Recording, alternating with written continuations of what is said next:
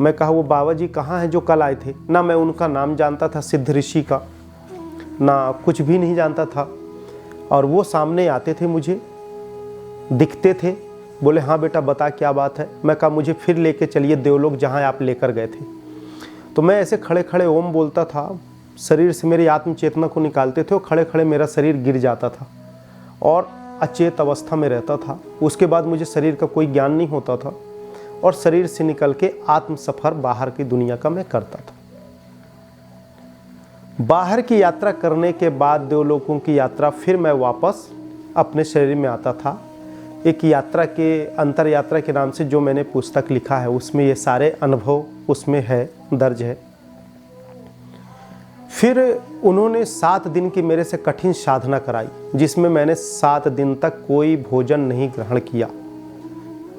एक बंद कमरे में मैं कुछ दिन बाद पड़ा रहता था और वही दैविक शक्तियाँ, इतनी बुखार, इतनी तेज, इतना जैसे अंदर से पूरा विषाणु मेरा बाहर निकाल रहे हों। बंद कमरे में पड़ा रहता था और वो व्यक्ति मेरा चौकीदारी करता रहता था, कोई आए ना। एक खंडहर सा मकान था, उसका एक कमरा था, उसी में बिना भोजन किए मैं 7 दिन तक, 7 दिन में मेरा 8 या 9 किलो वजन कम हो गया था, सिंगल हड्डी शरीर बचा।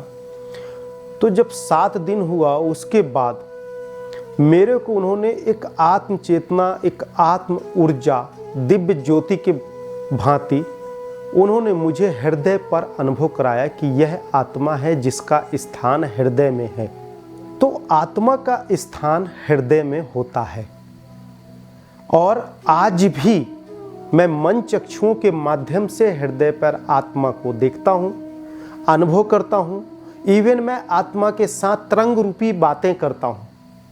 फिर आत्मा को मैं निकालता हूँ शरीर से, ऐसे मांसपेशियों से बाहर, फिर कई बार मुख से निकल के बाहर आता हूँ, फिर बाहरी सफ़र को करता हूँ। कई बार शरीर के अंदर पूरा मैं सफ़र करता हूँ, समस्त ब्रह्मांड में इसी शरीर के अंदर देखता हूँ। कभी मेरा मन करता है कि आज कुंडलिनी जागरण के पूरे दौर को देखूं, तो मैं पूरा मूलाधार चक्र से लेके आज्ञा चक्र, सहस्त्रदल तक का पूरा सफ़र करता हूँ। हर बार के मेरे सफ़र के अलग अनुभव होते हैं, अलग अलग प्रकाश होता है। इंगला पिंगला सुषुम्ना की नाड़ियों में भी देखता हूँ।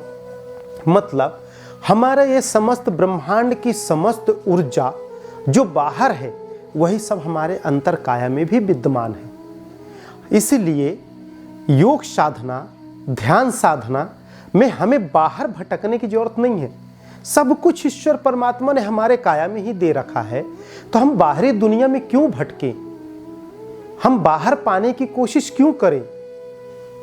यह तो वही बात हुई कि हमारे इस काया में यहाँ पास भोजन को 56 प्रकार का भोजन यहाँ कांच में हम रख दें और उसकी व्याख्यान करें और बोले इसको ग्रहण कर लो, तो सब कोई उसको स्पर्श कर सकता है, अनुभूति कर सकता है, पर उस भोजन के स्वाद का अनुभव और उसमें डुबकी नहीं लगा सकता।